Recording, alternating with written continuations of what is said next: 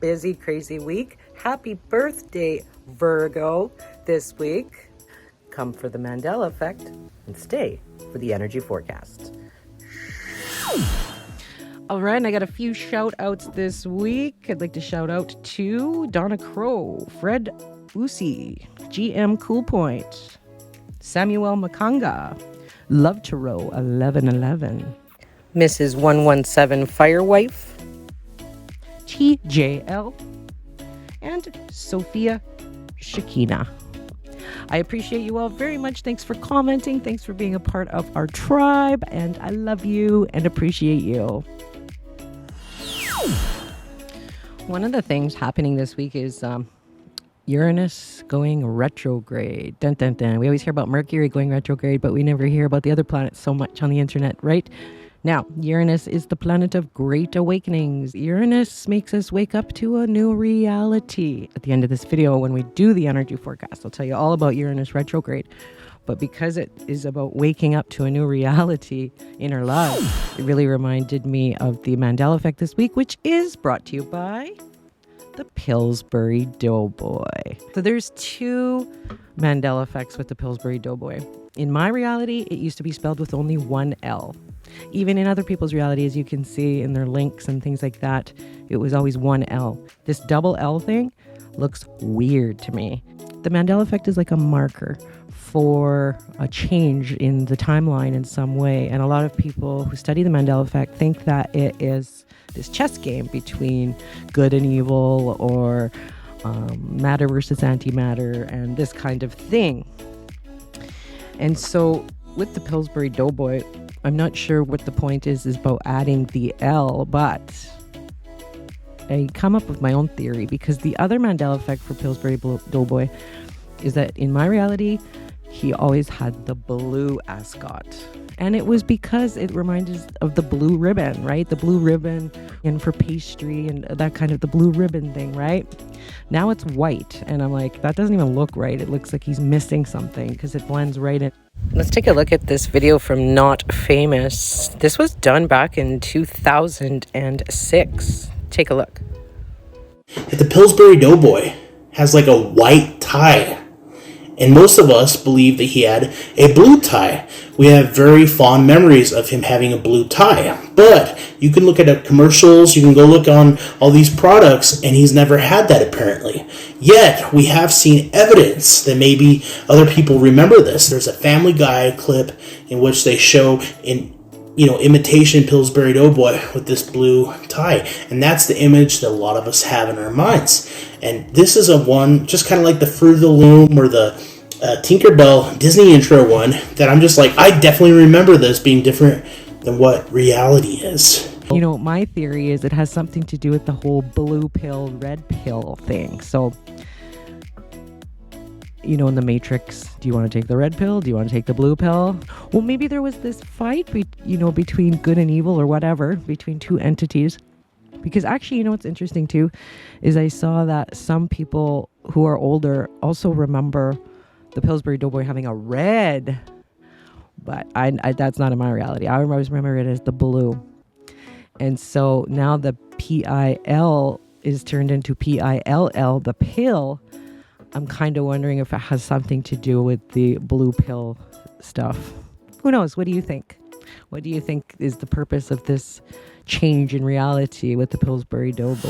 All right, so let's get started in the energy forecast. Wow, busy week. Okay, so we start on Monday, August 22nd. Happy birthday, Virgo. The sun moves into Virgo. This is, us and the kids enjoying our last week of summer before school starts. And Virgo energy is very health conscious. It's very detailed and practical. It's like the simple life. It's the harvest season, and definitely this week I will be working on canning and harvesting and all that kind of stuff, getting ready, getting things done. Lots of people are starting to enter into the hunting season or think about hunting, preparing. that kind of feeling. It's a very harvest sort of feeling. It's also very analytical, and it can also bring anxiety as well. This Virgo energy can bring us a little more anxiety, so it's important to walk barefoot in the grass, do meditation, slow the mind, because Virgo is ruled by the planet Mercury, and Mercury rules the mind and communication and details and analytical. So sometimes it can get a little busy up there, if you know what I mean. And we have to relax, and we have to ground ourselves quite a bit here during Virgo season to relieve some of that anxiety. Also, we're going to see a lot of the grammar police coming out during this Virgo season. The Virgo knows more than she says, thinks more than she speaks, and notices more than you realize. Then we also have on Monday, Mercury trine Pluto, a nice aspect. It's good for counseling people. If you're in therapy, or if you are a counselor or a therapist, this could be a good few days for you here. People will tell you more about themselves, their secrets, their deep issues. It's going to be easier for you to be of service to your clients in this time. It's also good for meetings and presentations as well. Then we get to Wednesday, the 24th, where I was talking to you about Uranus Retrograde. And if you didn't see the beginning of this video, watch the Pillsbury Doughboy Mandela Effect, because Uranus going retrograde until January 2023. Uranus retrograde. We are entering 5 months of Uranus retrograde in Taurus, and anything we've considered secure or stable is up for question. Taurus holds on to what's comfortable, sometimes for too long, and Uranus wants to be free to be me. So use this time to re-examine attachments to anything that feels safe, but that's actually holding you back. And get creative when it comes to money and resources. And if something falls apart, well, there's a better way to do it. SageGoddess.com. So these few months that Uranus goes retrograde is waking up to some kind of new reality. It's releasing anything that's non-supportive in your life. It's reassessing that which feels fake and or maybe just not authentic anymore for your life. There could be very big changes with people, especially if you are really affected in your chart by Uranus in the first place, like you're born being affected by Uranus. This could be a big change time for you. Very surprise, unexpected events could happen for you as well. It's a very much time of reviewing and inner work here until January 2023. Then we get to Thursday, the 25th. Mercury moves into Libra. This is kind of nice.